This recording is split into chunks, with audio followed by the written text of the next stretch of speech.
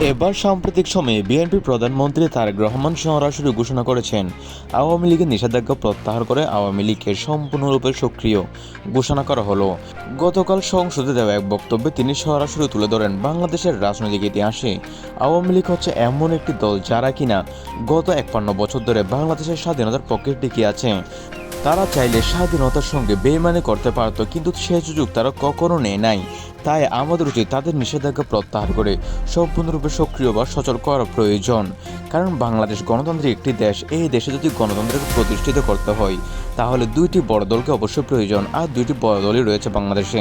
তবে বর্তমানে একটি যেহেতু নিষিদ্ধ রয়েছে, আমরা তাদের চাই খুব শীঘ্রই সক্রিয় করে দিতে। সক্রিয় করলে বাংলাদেশের রাজনৈতিক ইতিহাসে গণতন্ত্র পূর্ণ প্রতিষ্ঠা হবে।